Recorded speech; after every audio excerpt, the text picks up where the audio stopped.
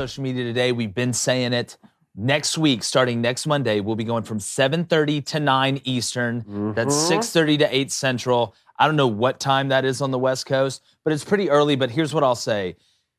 We're very excited to be going in drive time. And if you need somebody to wake up in the morning and bring the juice, like a delivery driver for Welch's, we got you. I can't wait to get up. It's going to be great. Chat's going to continue to keep growing, keep popping. I, for one, am super excited, David. As a father of a human child, you're going to be up early anyways. And the Booster Club asked for an extra half hour of this show. That's exactly right. We deliver. That's exactly right. We deliver. Blaine, I know you're a huge morning person. How God, one thing I just can't wait to do is get up that early. Super early. I'm so What time are you waking up? What time are you getting up next Monday? Especially, so my birthday is the 27th. Yep. And that's on the Saturday of the first college football weekend, first college football game. True. God, that Sunday morning. That's week 0. I'm gonna be feeling great. They're playing football. All right, they're playing football. That next morning after my birthday, first college football game's on. That next morning, can't wait. Feel great. I bet. Can't wait. Cone, back-to-back days. I know, man. That's wild. Ace, so close. So close. It was close. So close. It was close. Darby did her best. Yeah, she did.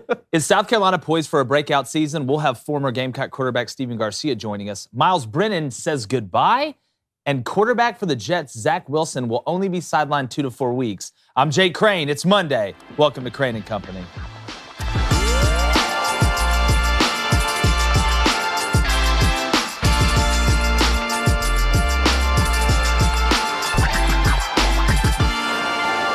South Carolina fans, gather around the table. I got something to say. Shane Beamer is going to get South Carolina back to relevancy fast. He has the ability of a leader as a high-level program. He's an elite recruiter, and the players will run through a brick wall for him because they know he cares more about them than just how they produce on the field. So the Gamecocks' time is coming, but it isn't this year. Beamer and company did wonders in the transfer portal, getting Spencer Rattler, Beal Smith, Stogner, and more, but the roster still isn't deep enough with the schedule they have this year to have that breakthrough season. Now, I understand the whole offensive line returns, but after averaging less than 4 yards a carry in 2021, they have to improve by a lot. Just because I had a car that didn't work great in 2021 doesn't mean that in 2022 it's going to work without a problem. Now, Rattler still has to prove he can live up to the hype he had out of high school. And it's hard for me to see him going from an offense in Oklahoma with more weapons than John Wick's basement to a roster with fewer weapons is going to somehow be this magical cure. Now, I hope the guy turns it around this season, but I just don't see the glowing preseason accolades he's received coming to fruition in 2022. Now, the defense will be solid, but it has to start getting in the backfield more. They had the number 1 pass defense in the SEC last year, but it was a combination of good play and teams knowing they could run the ball successfully against the Gamecock front 7. The schedule also does them no favors, with games at Arkansas, Kentucky, Florida, and Clemson, and then having to play Georgia at home and your other West crossover, A&M at home. I see 3-5 in the SEC at best with that schedule and this roster. And as mad as Carolina fans will get, and it's totally understandable, the Gamecocks' time is still coming. South Carolina is a place where you can win the East, as we have seen before, and Williams-Brice Stadium has an incredible atmosphere. I've coached against them, and those towels waving can cause earthquakes. But like a good doctor, this year is all about patience. So for the South Carolina faithful out there, be very excited, super excited, and your time is coming. It just isn't this year. Bring in my co-host, David Cohn. Something good. Something good. You want something good? For once. So, dude, look, I'll give you Tom Selleck. Anthony Kiedis. Anthony Kiedis. Sure. Yeah. Yeah. Yeah, that guy. Totally. Anthony Kiedis. My brother Blaine, also known as Flaming Dragon on Fridays. Guys, and I've caught a lot of hell. I go on Spurs Up with our buddy Chris Phillips. We got Stephen Garcia coming on to talk about it. And I know there's a ton of excitement in Columbia. And there should be. There should be. I mean, before last year, you were 6-16 the 2 years before. Hadn't been a lot of great stuff going on. Recruiting was kind of meh. And Shane Beamer has injected hope and life in that program. But I still think when you look at the roster adds, great, you got Spencer Rattler, you still got to prove it. Beal Smith, we know he's a good runner. I love Marshawn Lloyd. The offensive line returns guys. But like I said, just because you return them doesn't mean they're fantastic. I just feel like they're still a couple years away from having that 8, 9, maybe 10-win season. And people, when you're projecting stuff, obviously you look at the roster. Duh. You look at the coaching staff. But that schedule, Cone, they have no favors in it. And we can go through it one by one. The whole schedule. I don't see 8-9 wins there. But again, crazy things have happened in college football. I don't have a spite against South Carolina. I love the way Shane Beamer operates. Like I said, I was at South Alabama. We coached against them there, and it was an unbelievable atmosphere. It's just, again, with the way the SEC is this year and the way their schedule is set up, I just don't see it, being some huge year that breaks through the ceiling. Shane Beamer is quickly becoming my favorite coach in college. Dude, he's football. top 5 for me. Found a way to go 6-6 and then go to a bowl game and win that bowl game and have a winning season with a GA at quarterback last season. Now, you get a big improvement on that with Spencer Rattler. Now, you guys know I'm on record. Spencer Rattler does not belong on anyone's top 5 quarterback list, not even top 5 in the SEC, but a massive improvement from having a GA basically take the headset Shout off out Zeb and Nolan. come in and call plays. Like I feel like at worst, you have to replicate last season's win total. You have to find a way to make a bowl game, win that bowl game. Then all of a sudden, you have back-to-back winning seasons, even if it is 7-6, back-to-back winning seasons that you can then start to stack recruiting classes the way that Kirby Smart has been able to do at Georgia. Now, let's go through this schedule real Let's quick do it. because it is absolutely brutal. And one way or another, because there's 5 wins in here, one way or another, you're going to have to find a way to steal 1 and hopefully even 2, because I do think this is a program that can hit 8 wins sooner rather than later. Yeah, well, Spurrier hit 33 in 3 years. So we know that Carolina can do it. There is not questioning that. It's just win. It's about patience and the schedule lining up and the roster lining up. Let's go ahead and do it. Georgia State home. Win. Tougher than people think, but a win. At Arkansas. That's a loss for me. Yeah. At least you catch them early in the season. That's true, but they're catch healthy. them early, That's the but thing. it is on the they are road and they're healthy. good. Okay. Georgia home. Loss. Charlotte home. Win. South Carolina State home. Win. At Kentucky. I got that as a loss. You get A&M at home. This to me is one of the ones that you could steal, but right now, and again, A&M, the quarterback situation, I'm interested to see that. I've got to lean A&M there. Missouri at home. Win. At Vanderbilt. Win. At Florida. This is a must-win for me. This is a must-win. Yep. I'm going to put it as a loss right now, but again, Florida could come out and look terrible with that roster. That's one on the road that is very winnable for South Carolina. You get Tennessee at home. I'm going to go loss there. I feel like And then you go Tennessee's- to Clemson. I mean, it's going to be tough, dog. Okay, so look, Georgia State, Charlotte, South Carolina State, Vanderbilt, and Missouri. That's right? 5. 5 right there. You got to figure out a way to either beat Arkansas on the road early in the season, beat Kentucky on the road, or beat Florida on the road, or your options are to figure out a way to beat Texas A&M or Tennessee at home. Because to me, the only team on the schedule they're absolutely not beating is Georgia. Anyone else to me is in play. Now, I don't think they can beat all of them, but I mean, South Carolina can mess around and beat Clemson at Clemson. There's a lot of question marks there. Texas A&M, there's a lot of question marks there too. I mean, I'm not saying that it's going to happen. I'm just saying you got to figure out a way to win 2 or 3 of those games to be bowl eligible. You think Clemson's the best option out of those games? I think you have a better chance at Arkansas or Kentucky. Not the best. Game. I'm not saying it's the best option, especially because it's on the road. You're saying it's viable. You could see it happen. I'm just saying I don't see. It's not out of the question for me that Tennessee could mess around and win any one of those games except for the Georgia game. Well, yeah. Well, when I'm looking at South Carolina and the games that can kind of teeter-totter the season, right? And I'm not going to go on order at Florida. That's one. There's a lot of questions at Florida. You got a new coach. Now, playing in the swamp, that's going to be tough, and they're looking at that schedule, circling it like this is one we have to win, especially if they're kind of even once they get there. Tennessee at home. That's another huge one. That's one where maybe being in Columbia, maybe the Tennessee offense isn't clicking. It's 3 and outs, and the defense is out there the whole time, and you win in the end. A&M at home. A&M's still a big question mark. We're going to go over the AP poll. They're talented, we know. I got to see the quarterback situation. I just have to see it. Haynes King, if he's the guy, you've got to show it to me. We're big on Max Johnson. We'll see how it unfolds. And then, at Arkansas, to me, I don't see that as winnable. I don't see that as a game that South Carolina is going to go and win. Arkansas has more depth than they've ever had. Barry Odom basically had to take a Hogwarts class to be able to put that defense together with all the attrition and injuries that they had. You got Bumper Pool back. You got Catalan back. You look offensively, you got your quarterback. I know they lost Treylon Burks to the Titans in the NFL. Just happens in the draft. But you bring in Hazelwood. They've got weapons on the outside. You've got an offensive line that's going to be good. At Florida, A&M at home, Tennessee at home, those are 3 that I look at and I'm like, all right, if you could find a way to win 2 out of those 3, I can see you getting a 7.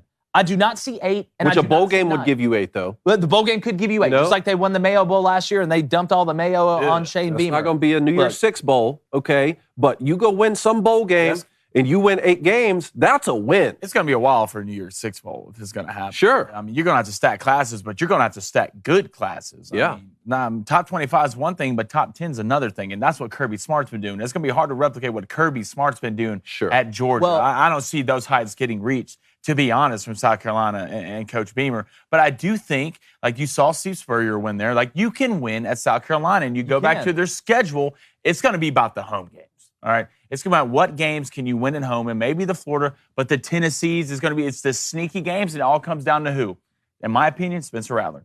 Yeah, well, that's the guy. One of the Everyone's so high on the guy. He walked on water from Oklahoma to South Carolina, and all of a sudden, now he's going to be the best thing they've seen there for a while. And I know Zeb was a GA, but Zeb didn't do a terrible job. Yeah. The offensive line wasn't great, and we're going to see about that this year. But Spencer has to be that guy for South Carolina. It's early. If you want to be a good football team, especially a good football team in the SEC, you got to have a what? You have to have a guy at quarterback. Go through the nation of teams that succeed and reach the highest. They have a guy at quarterback and usually a guy at wide receiver. And if you don't have that at South Carolina, it's going to be tough for you to win 7 games. Yeah, well, let's get the Boost Club hot. I want to go ahead and bring Stephen Garcia in here, former South Carolina quarterback, one of the few quarterbacks that has a win over Bama on his resume. Stephen, how's it going, man? Yo, what's going on? How we doing? Doing good, man. Appreciate you coming on. Shout out to our buddy Chris Phillips. I saw you go on Spurs Up the other day. I was like, man, I got to get Stephen back on and talk a little 2022. You've heard us, I'm sure, kind of the opening talking about South Carolina. When you look at the state of program, I think it's the state of the program. I think it's as healthy as it has been. What are some markers you're looking at and the expectation you have for this year with the roster and the schedule? To be honest, man, just listening to you guys for the last 5 minutes, I think you guys hit pretty much every single thing on the head. The schedule, I mean, it is brutal. The SEC always is brutal. But you know, like he was saying, it's going to come down to Spencer Rattler. If they can protect him, if they can keep him upright, I think they're going to go as far as he can take them. That being said, the schedule is a nightmare, and I think they're going to have to figure out a way to win 2 or 3 of those games, like you just mentioned, to get to a bowl game. And I mean, you guys hit every single point on the head. So I'm kind of speechless on that question.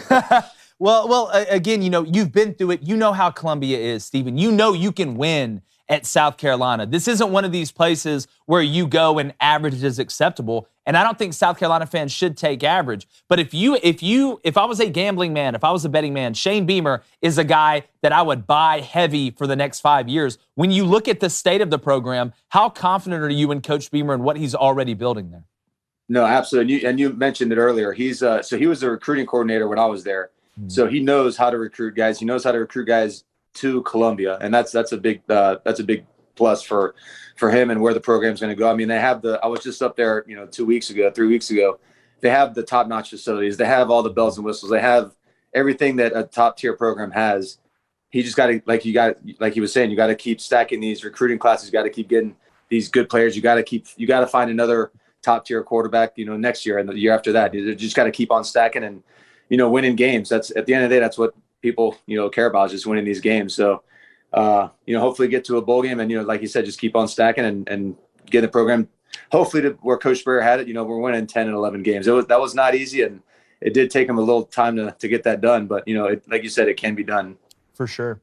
Look, I find the South Carolina and Clemson rivalry fascinating, Stephen, because when I was growing up, you knew that either of those programs could have a great season, but one wasn't head and shoulders above the other. But what Clemson and Dabo Swinney have been able to do the last 7 or 8 seasons really is remarkable. Under Shane Beamer's guidance here, what do you think? Do you think South Carolina can replicate what Clemson's been able to do? And do you think the Gamecocks have a chance on the road against Clemson this season?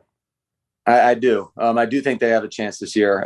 And to be honest, I thought we had a chance last year. That obviously didn't go as we thought. But, you never know. But that being said, I'll probably catch a little shit for this. But I think Clemson got involved in the NIL a lot sooner than a bunch of the other teams did. If you catch my drift. I like the way you worded that. I like the way you – what did Jimbo say? We were doing NIL before. Y'all just didn't know about it.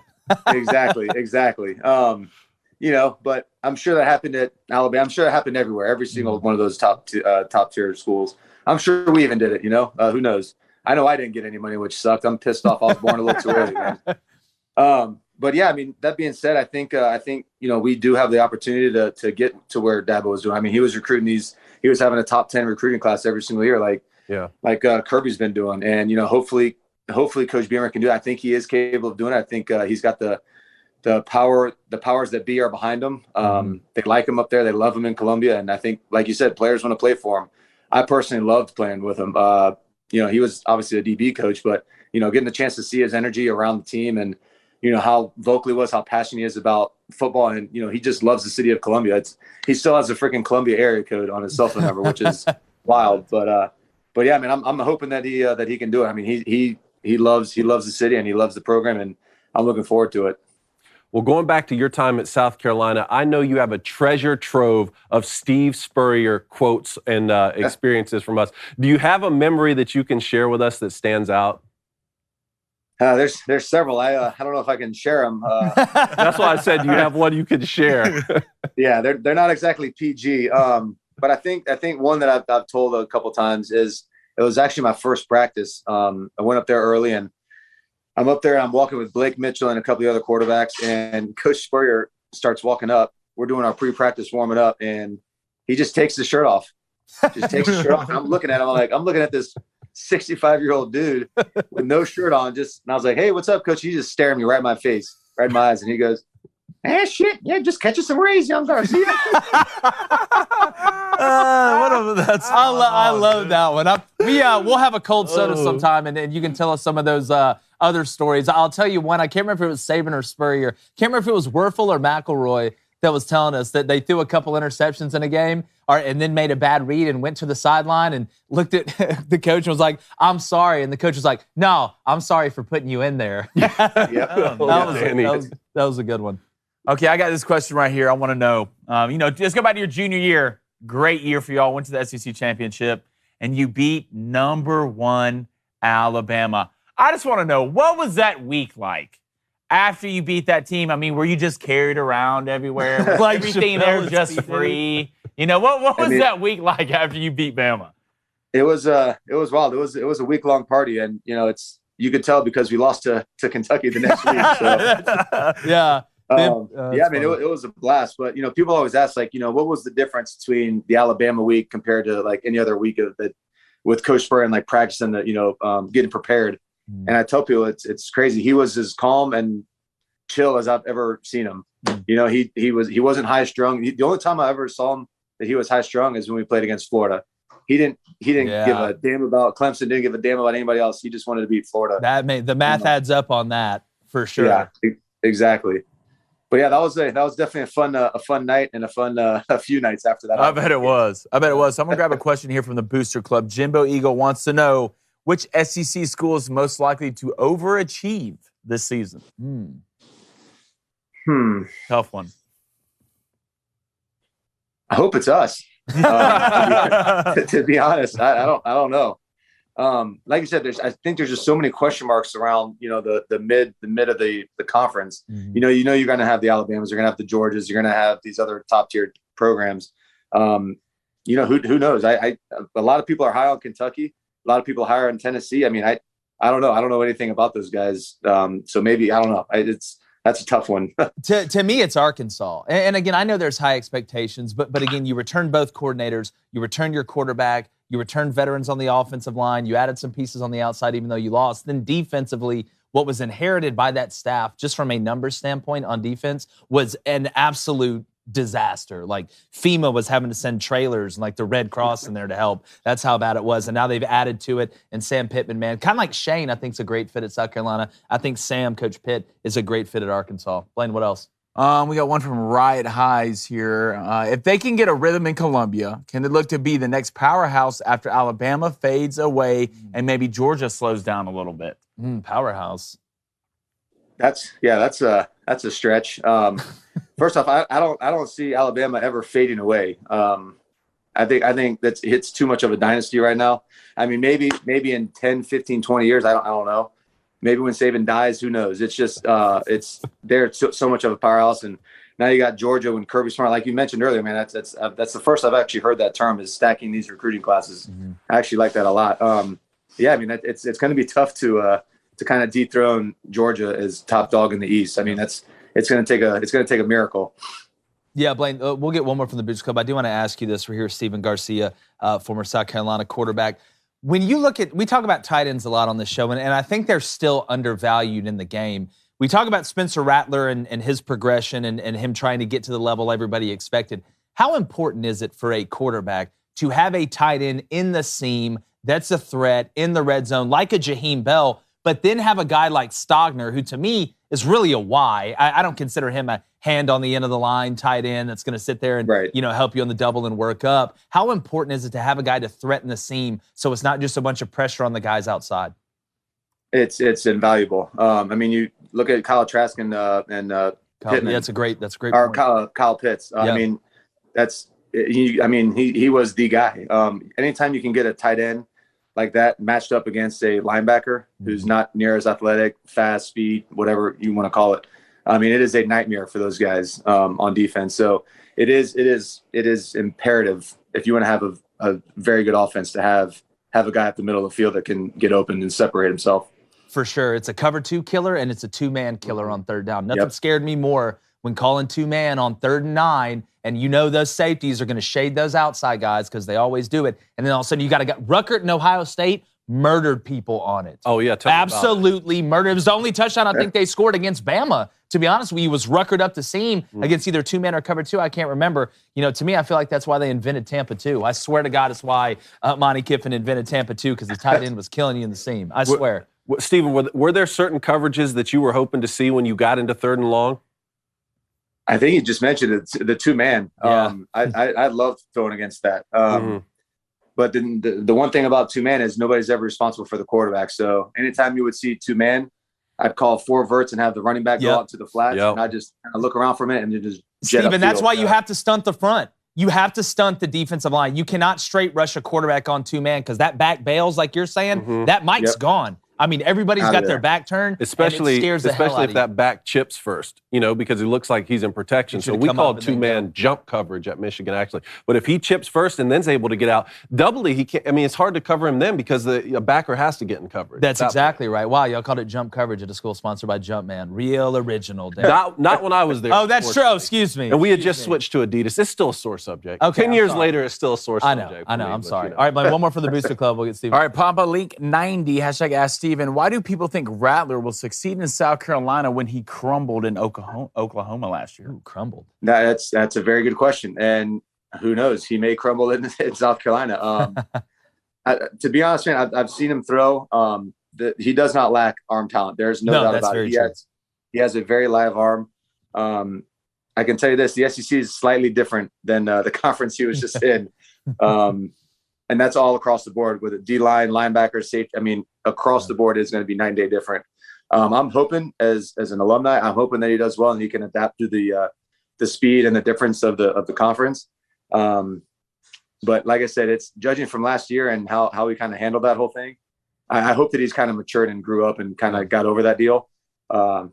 Otherwise, it could be a long year for South Carolina. Yeah. Well, my thing too, Steve, I think you can say the same thing about Jaden Daniels going to LSU from the Pac-12, a guy who started 30 games.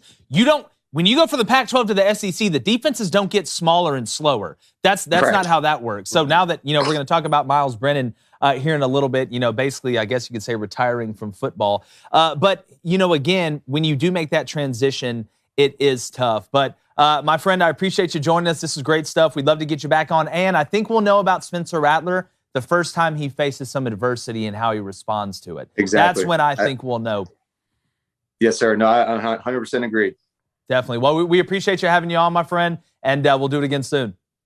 Absolutely, guys. I appreciate y'all. All right, a lot, man. See ya. All right, we're going to get to the Booster Club here, Blaine. Got a couple minutes for the sub break. Let's get real Booster Clubbish. T-Birds 53. Oh, turn the city up. He says South Carolina will never be the top dog in the SEC. There aren't even a top 40 program. Wow. If not Alabama, Georgia, Tennessee, LSU, Florida, and Auburn will always be there. Well, let me say this, though. How can you put Tennessee in that and not put South Carolina in that? Look who's really achieved. When's the last time Tennessee did something of note? Just think about it. When's the last time? Last SEC championship they made? Like, I don't think it's a far stretch to say that South Carolina has Tennessee potential. You're both state schools. I'll tell you right now, and I think Tennessee fans will agree, there's more talent in high school in the state of South Carolina when it comes to football than there is for Tennessee. That's just how it is. I don't see a huge difference there or how we can sit here and put Tennessee up on this pedestal, who they haven't accomplished anything recently. Hell, I think they're like 14 out of their last 15 against Bama, something terrible against Florida when you really look at it. So to me, I think sometimes we give Tennessee a little too much credit, man. What was his name again? T-Bird. T-Bird. 53. I don't disagree with T-Bird, but this is why I was asking Stephen about Clemson, because it's hard to say South Carolina is going to be the top dog in the SEC, but can they at least replicate what Clemson's been able to do? Like, Clemson found their guy in Dabo Swinney. Yeah. I know where you're going. The ACC is much easier to run, especially when Miami and Florida State are down, but that would be a better argument if Clemson were just running the ACC every year, making the playoff, and then losing. They've proven they can beat those teams I'm with in you the there. playoff, okay? Can South Carolina get a guy like a Shane Beamer who not only can have success there, but then stays there when he has success? Yeah. That's the thing. That's the hardest thing is to maintain. My thing is this. I'm not saying that South Carolina is going to turn into Bama. I'm not saying South Carolina is going to turn into Georgia.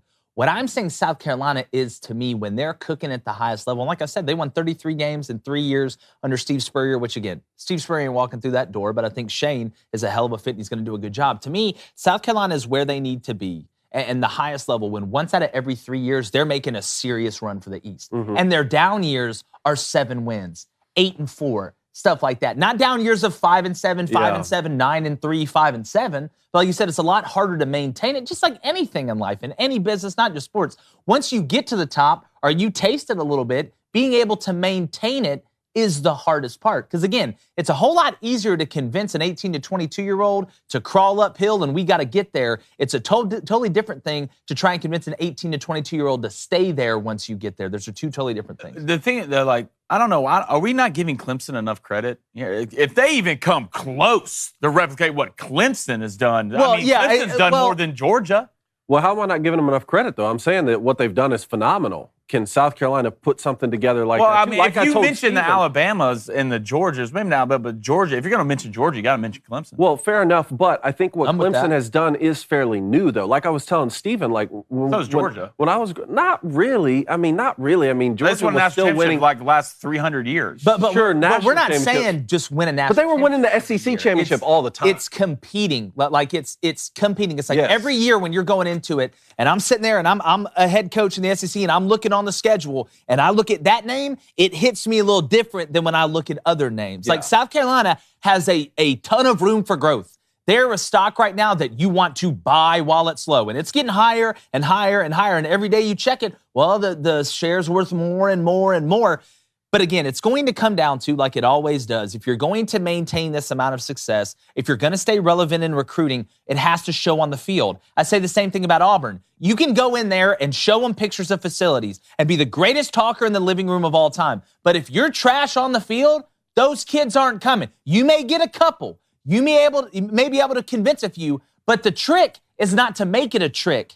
The trick is where they want to come to you because y'all are beating the hell out of people on a consistent basis, sending guys to the league who are having success, and you turn your program into a machine. I don't think how many teams are going to replicate as college football the way it's moving?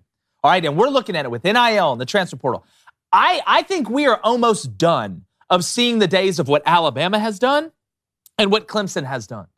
I really think we are leaning toward, I wouldn't call it more parity across the board, but you're not going to see the level of dominance. Once Saban goes, Alabama will still be really good. When Bill O'Brien's the head coach, they'll be really, really good, but you're not recreating what Saban did. If Dabo leaves, number one, I don't think Clemson's recreating what Clemson did in the last 7 to 8 years. I just think the game is changing, and I think we're kind of done seeing these dynasties eventually. That doesn't mean you won't win 2 out of 5. That doesn't mean you won't appear in 3 out of 7. But the days of, holy crap, you've won 6 out of the last 12, or you're going to the playoff every single year, I think we're creeping closer to the end of that, as crazy as that seems, even though the rich are getting richer. That'd be good for college football. It would be. Joe C., if the SEC, are going to love this one, Jake. The SEC players are so much faster and stronger.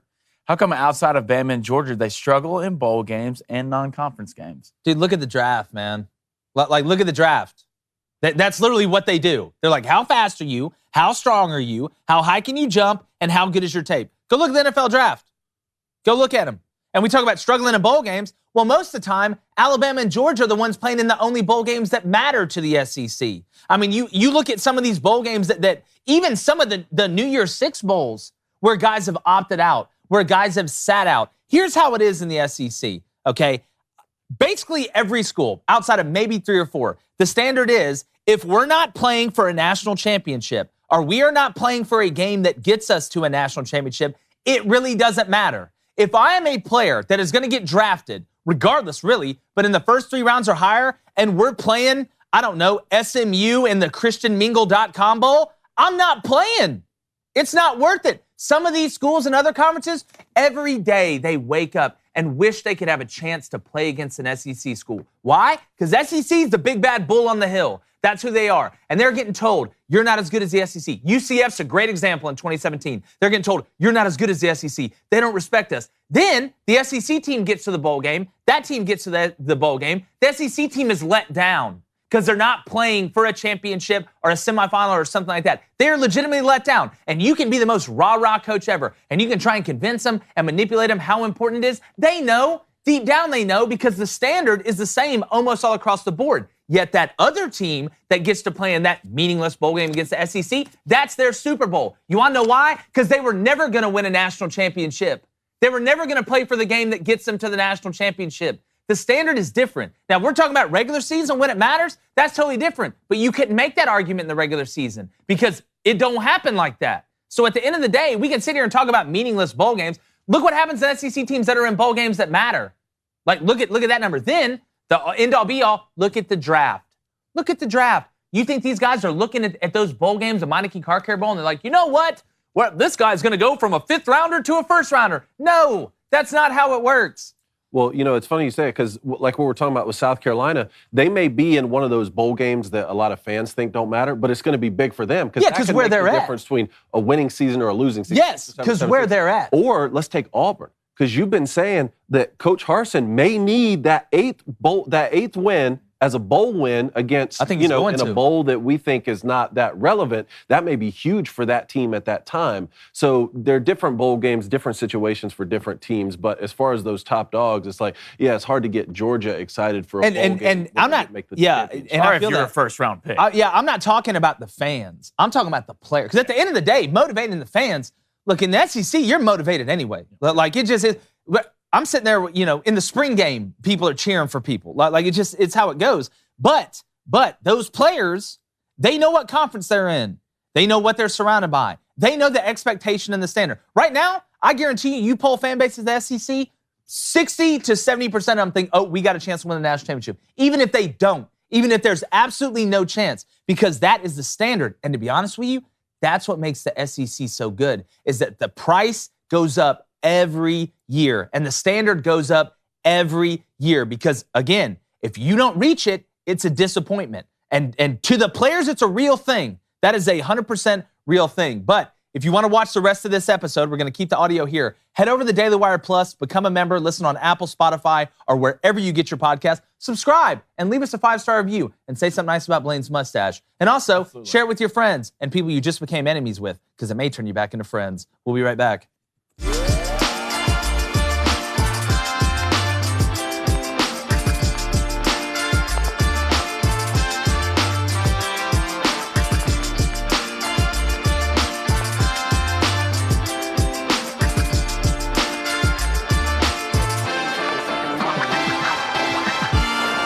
All right, if you're in the Booster Club, get the questions ready. We're going to lean heavy to y'all at the end here. I do want to remind everybody, next week, starting Monday, we will be going live in the morning. That's right. A cup of Joe, David Cohn, and 2 bros sitting here talking football. You already know what it is. 7:30 to 9 Eastern. That's 6:30 to 8 Central. We're super excited. And there may be a feature we have soon that can get you even more connected to the show while it's going on, but I'm not going to spill the beans there. Coney, it's time for rapid fire. Hit the button. Let's get weird.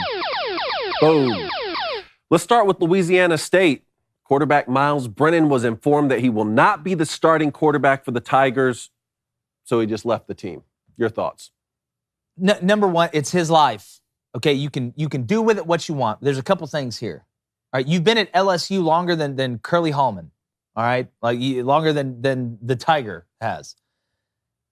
And I have a problem if you're going to come out and you're going to be this leader and talk about leadership and how important it is to you. You don't win the job, so you just leave. All right, I'm done. You signed NIL deals, and according to Darren Ravel, you don't have to pay it back because it has nothing to do with on the field. So basically, you took NIL deals, you took NIL money, and now you're going to run with it, and those companies really get nothing outside of maybe a splash headline that you're leaving or retiring from football. That's what it seems like to me. Doesn't seem like a transfer situation. This seems like I'm done. So what happens if Jaden Daniels gets hurt? What happens if Nussmeier gets hurt? What happens if they're not playing well? You could have been the guy that stuck around. Matt Flynn, anybody? You could have been the guy that stuck around and you know, obviously going through the tough times and came in and saved the season. But to me, and again, look, it's your life. I'm never going to tell somebody what to do with their life, but I can't have an opinion on the decision that you made. And I just feel like, to me, like you're a fake leader, man. Like you're a fake leader. All right, that's fine. Again, it didn't work out for you. Play better at quarterback. Don't fall down on a flip-flop and break your arm on a boat. Again, so I don't think this is something. I don't think he's a bad person.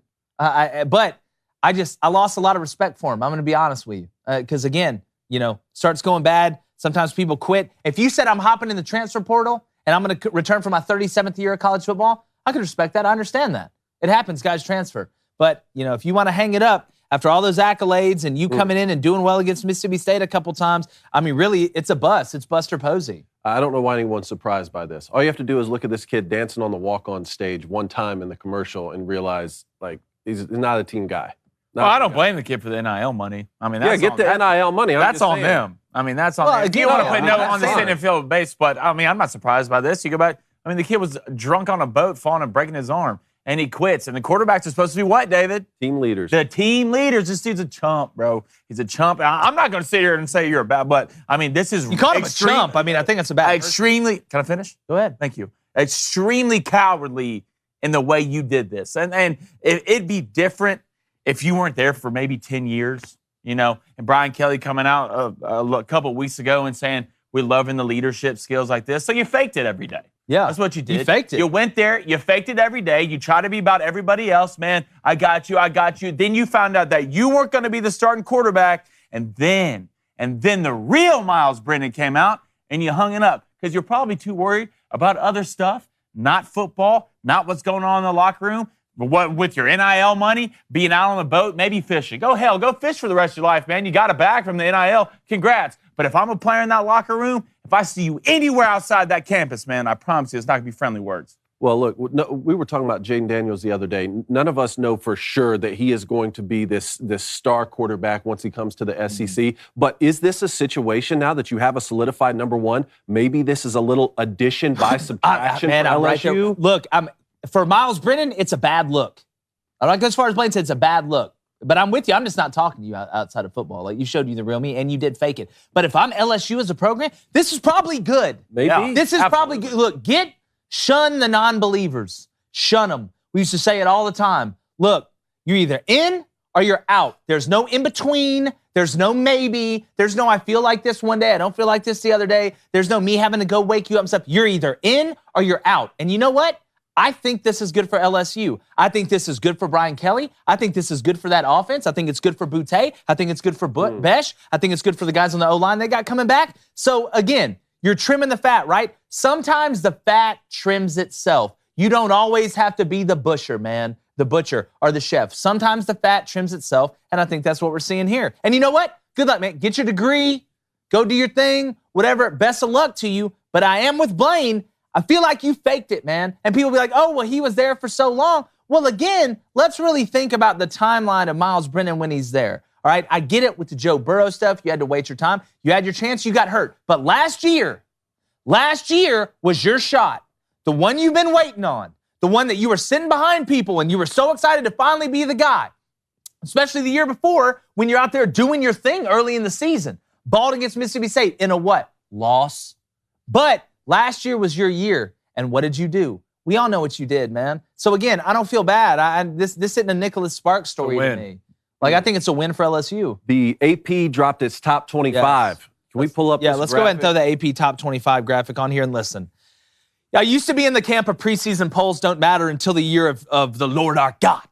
2004 when Auburn started out in the back and went undefeated and was third place for 8 weeks. And I know the system's different now, but it may be different, but it still hurts the same. So I do think there is some relevance to it. And again, it kind of is what it is. But a few things here.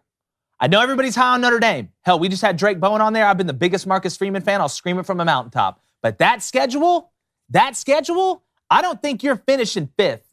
I just don't. And let's pull up Notre Dame's schedule when you get a chance, Cone. Because it's not a walk in the park. And typically, I give Notre Dame hell about their schedule. I make fun of them, like the weird kid at the lunch table. But this year, I'm not doing it. Then you look at A&M. A lot of questions, man. I don't know who has more questions, the Riddler or Texas A&M. There's both a lot of questions there. The quarterback situation, I know the talent's built, but I just feel 9-3, 8-4. But 2023 is the year. I had a whole opening of the show on that. 2023, I may vote A&M number 1 in the preseason with the way they've recruited. If the quarterback situation looks good and if they just have a good year this year because they return basically everybody on both sides of the line of scrimmage. You'll put them in front of Bama.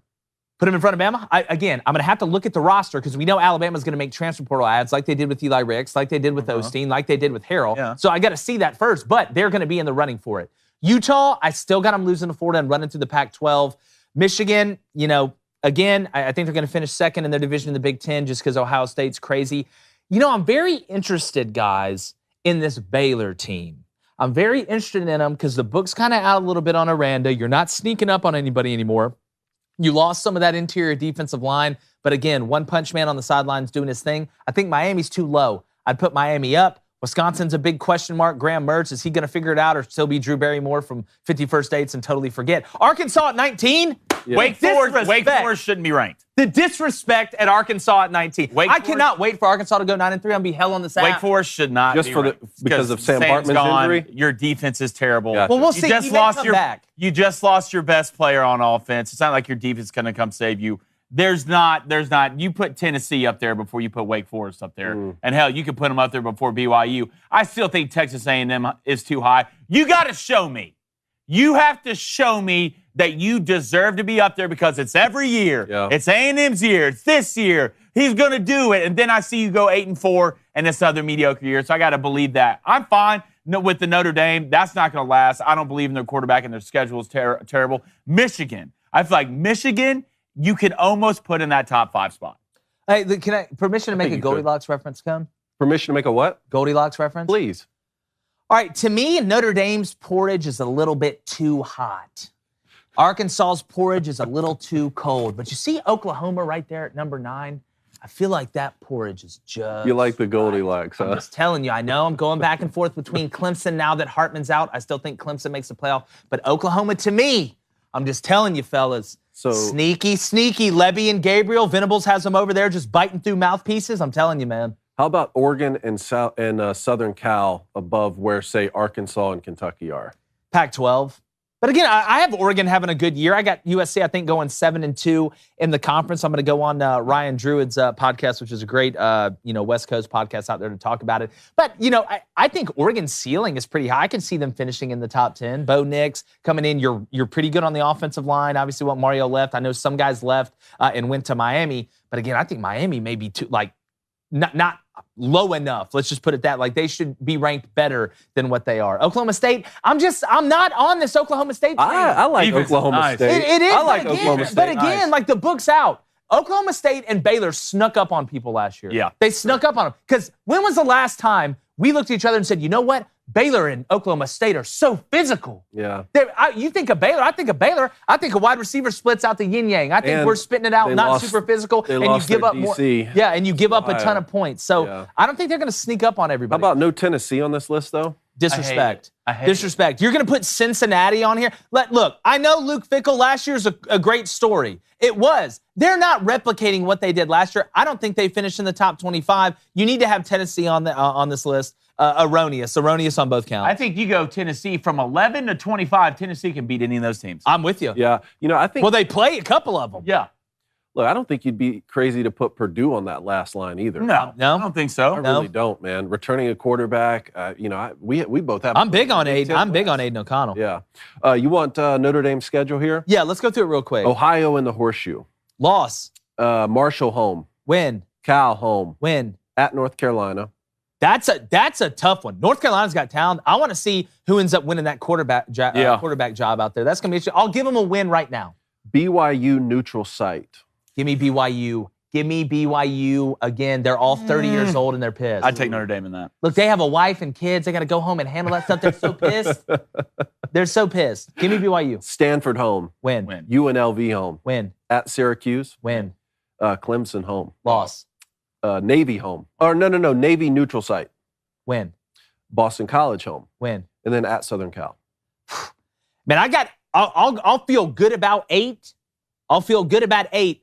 Now, we saw Ohio State lose early to Oregon last year. I just don't see Notre Dame with the skill players they have this year. I know they do have somewhat of a talented roster, but, man, Ohio State is so upset after last year that it's a lot different playing Ohio State this year early in the season than it was last year in the season because they've been king of the castle in the Big Ten the whole time. And then last year, Michigan just showed them the emperor had no clothes for a little bit. And one day they get One day, Bilo break the cage. And he gets it. Is this the year, I love Cookie Booty. Huh? You think Ohio State beats Michigan this year?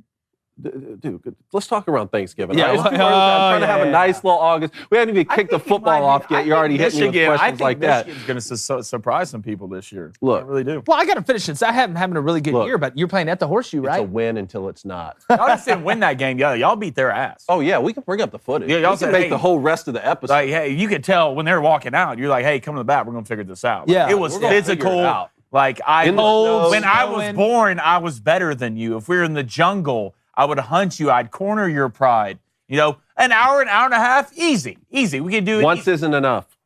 Once isn't enough. It's not. This once. I mean, y'all got the best offensive line in the nation. It's not enough.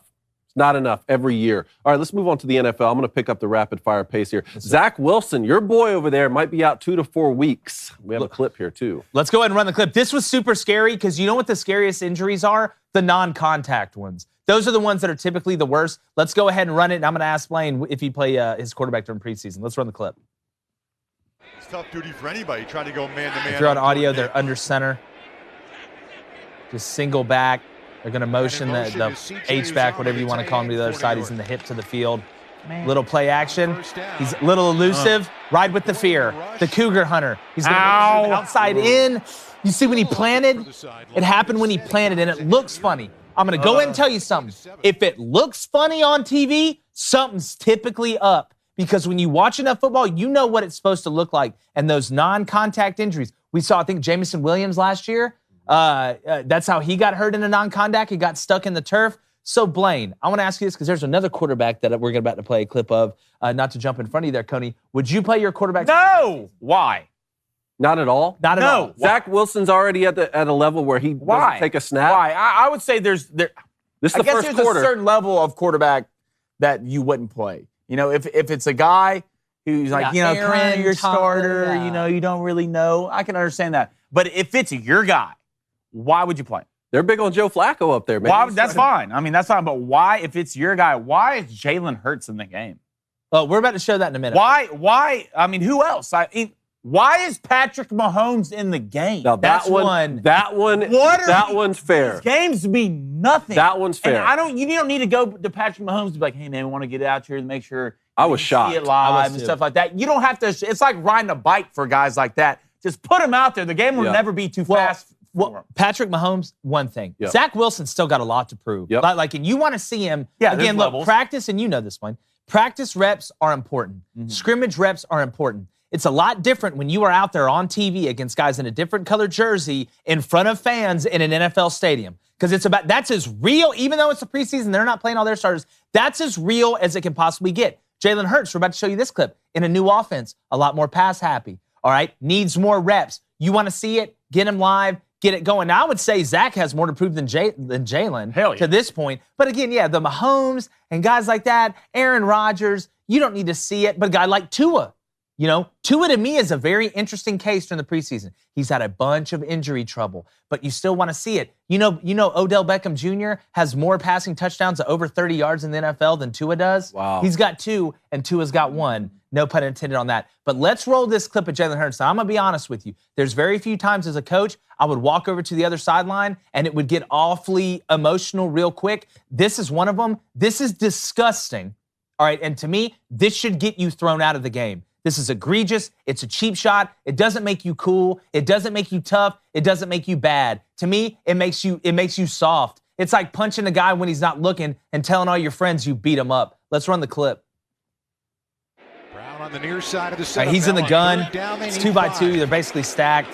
That goes out for a swing. Jalen's going to escape to the pocket out of the right side. He's literally 3 yards out of bounds, and he gets clean. This is the NFL, buddy. I don't care if you're a guy that came out of some school nobody knows about, or you're the first pick overall out of Clemson, Bama, or Georgia.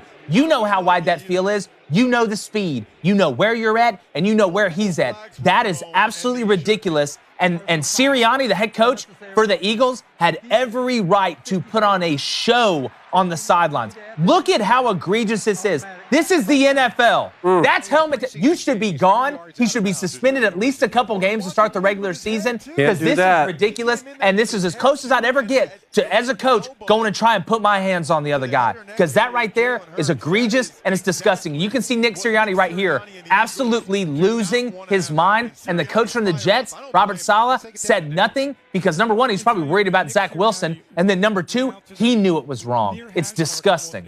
Well, I'd say this. One, Jalen Hurts a tough SOB. No, for sure. He's been like that since he's been in college. But that's not the point. And the fouls we see now, the penalties we see now in the NFL, the contactless penalty, you basically can't look at a quarterback in the pocket without getting a flag. And just that right there. First of all, the dude knew what he was doing. He knew what he was doing. He knew 100%. what he was doing. Like, if it was a little bit closer to the sidelines, they're 3 yards out of bounds. This was high school. Or he's a freshman in college. Understandable. You're all geared up. That's fine. But you're an NFL player, all right?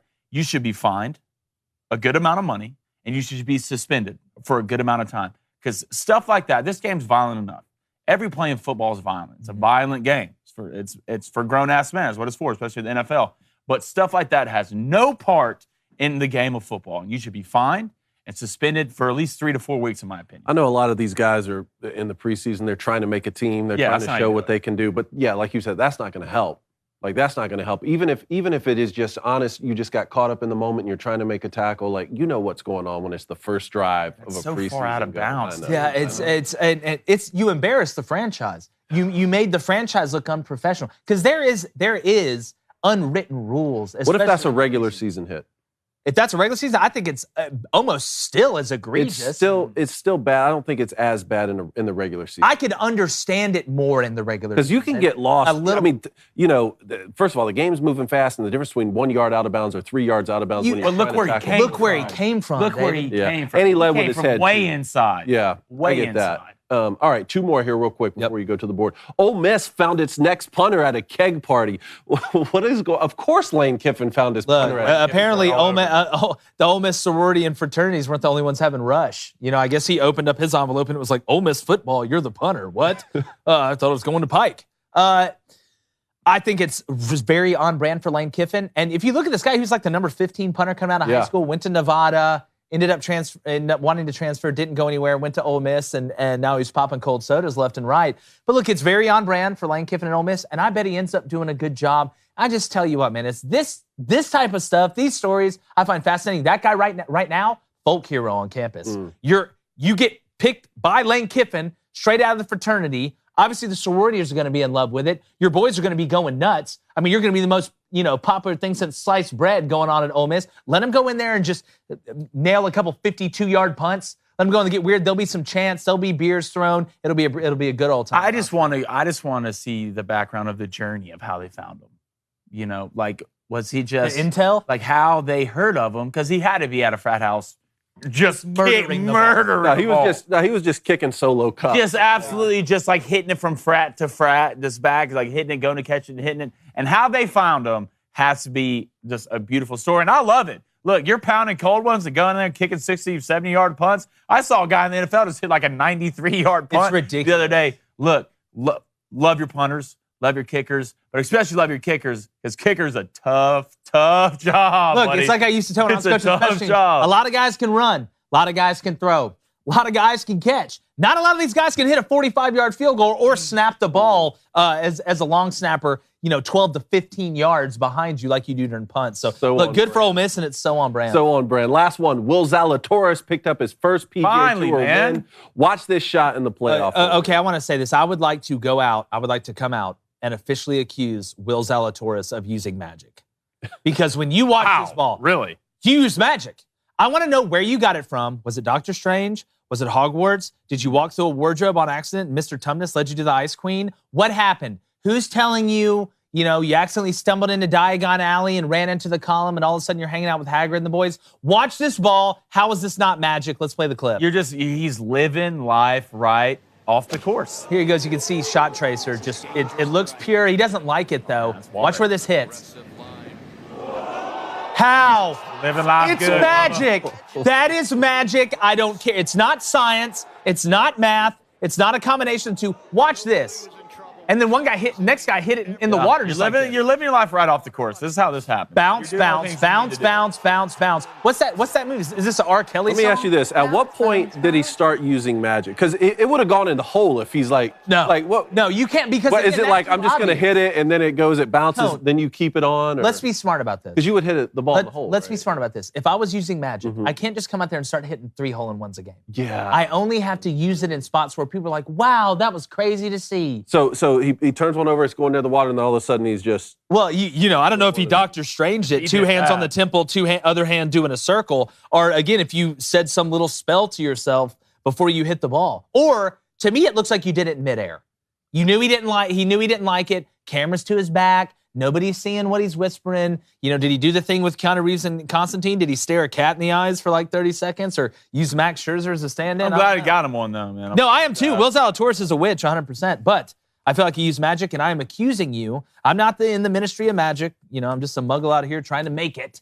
But I do accuse you of using magic, and I can't wait till it's proven one day in a court of magical law. But speaking about magical laws, I'm going to head over to the board of truth, friendship, love, loss, life, the Booster Club, and new friends. So, again, like we said, been betting on the preseason. My dog's been hitting. We're even there. We're trying to get 1-1 every night to college football. Get a 2-0, that's great. But we're nice with 1-1 and keeping it what, Blaine? Keep it, did it? Get it? That's a close race back there. Dude, look, it's a super duper tight race. Anybody can win it.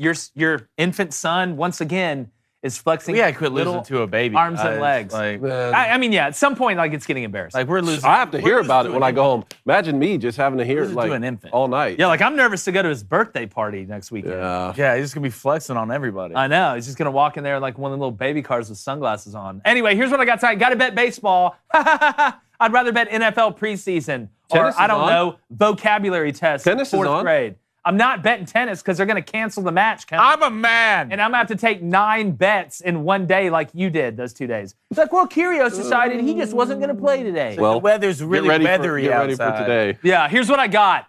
Give me the Padres, Marlins, Nerfy. Okay, you got Musgrove and Alcantara on the mound. 2 guys that can shove it. Not saying anything else about it because I'll jinx it. Then we'll stay on the Nerfy train. Give me the Braves, Mets, Strider, Carrasco. Hey, guess what? You're out. So I'm taking the Nerfy at -105. All right, steady 140 and 134 overall. Feeling good about it. We're getting close to college football. There is no week 0, David. I don't care what you say, but the people... There is no week 0, exactly okay? Right. Here we go. I want the Yankees and Rays, no runs in the first inning at -130. I know I told you I would not bet any more Yankees Nerfies, but got Garrett Cole on the mound, got Jalen Beeks on the mound. Figure it out. Maybe we can get a little Nerfy action. And then tennis. Matteo Berrettini, money line -180, which means undoubtedly I will be taking 3 picks tomorrow. For sure. I can't wait for that to get canceled. Hey, guys, cool. Don't care anymore. You don't care anymore. What are you talking about? I don't care anymore. I'm throwing it. You're whoa. Yeah. There's no... I'm hitting this pick. All right? I am hitting one of these picks. You want to know something that sucks? All right, let me tell you something that sucks. So, usually when I take my bets, I like to take a nice little walk. All right? Be outside. Being outside helps me think better. A little bit cold in the studio. So I'm walking around. I find it was the A's and maybe the A's and Astros. I think it was the A's and Astros. I'm going through my bets, top of the first.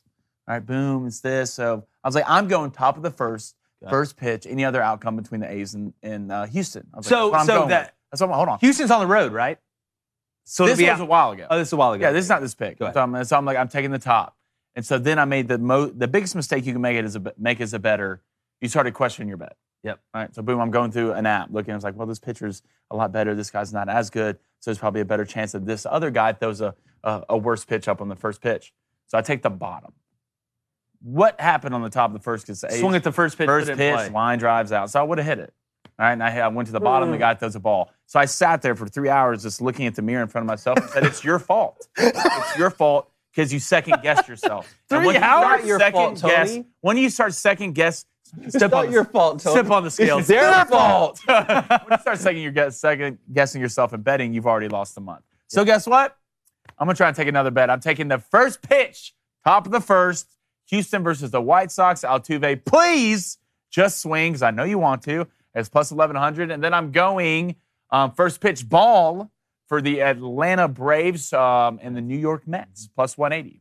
Wow, double dog bets. That was the longest bet announcement we've ever had. Baby Cone, time to talk about 14-10. He's going to be bet buds, with me at least. I like the way that sounds. Liz. Give me the Braves, Mets, Nerfy, minus 105. That's what he's taking. Then he wants to take the Los Angeles Angels of Anaheim, of Los Angeles and Anaheim. First 5, minus a half at plus 125. That's going to be an interesting game, fellas. Shohei. Yeah, Shohei out there ready. Shohei Ohtani on the mound tonight. All right, we do have our top play of the day before I read these booster bets, and we have a new Hall of Famer who sent in a video that we're going to play tomorrow, and I'm super duper jacked, tan, and excited about it. But Albert Pujols, a.k.a. Father Time, hit a couple ding-dongs last night. Let's roll the clip.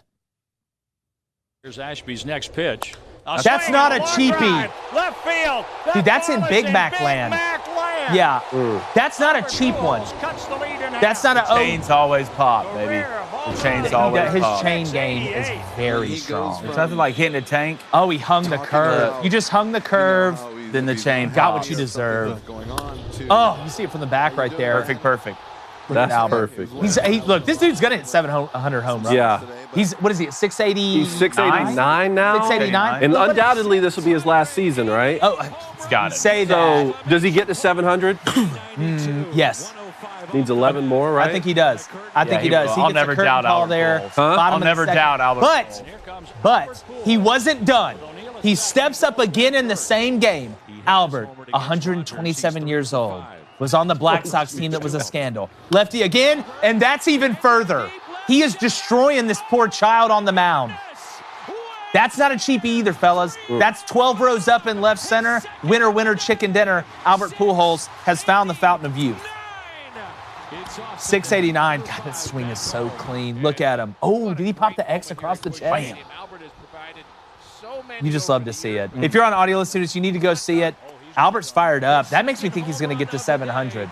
Do a double curtain call. That's how you know it's real. And the amount of respect they showed him at the home run derby. Yes. It was such a cool moment, even though Kyle Schwarber totally blew it for you, Blaine. That Still won the month. Still won the month, but I mean, that was The only 0-2 day I had that was a piece. was when Kyle Schwarber. That was a tough week. The 1 seed in the home run derby blew it. Couldn't hit against Albert. 13 in the first. Couldn't hit a home run. I swear, half of it's, if you watch the home run derby, half of it's the guy who's throwing.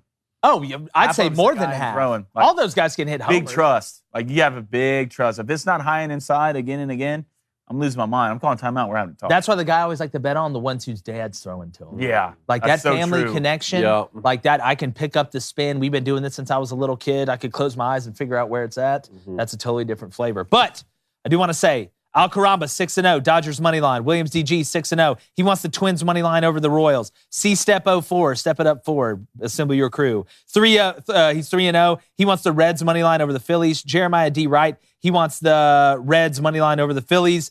Theo Dictators, 2-0. He wants the Nat Cubs over 8. Simon Says Boggs, dude makes hilarious graphics, 2-0. He wants the Angels Mariners over 6.5. Then we got a couple new Boost Club members. Jay Dorhauer, 23. I think I said that right. He wants the Reds money line as well. And then Oblique Cone. 0-0. He wants the Marlins under 2.5 at a salty plus 116. Jay Stewart Ranch is 0-2. Let's turn it around. He wants the Yanks Rays Nerfy. He's there with you, Cone, Bet Buds. AC Green 082 doing the Lord's work. Fade me at 0-4. He wants the Angels Mariners Nerfy at minus 155. And we got to give it up to our boy Wyatt Highs. Okay? A.K.A. Tall Riot, 10-0. Congratulations. Congrats, welcome man. to Valhalla. I got your address. Going to be sending you that Crandon Company merch box, by the way. Go and get some Crandon Company merch. We got some new shirts coming out as well. We have a video of him giving his acceptance speech, which, listen, you I make the love Hall of this. Fame, you want to make a video getting the acceptance this a speech. thing. If it's, if we're able to play it, we're going to play it. We'll bring that to you tomorrow. He wants Shohei Ohtani to get at least one hit. And guys, parting thought, what's the longest word in the English language?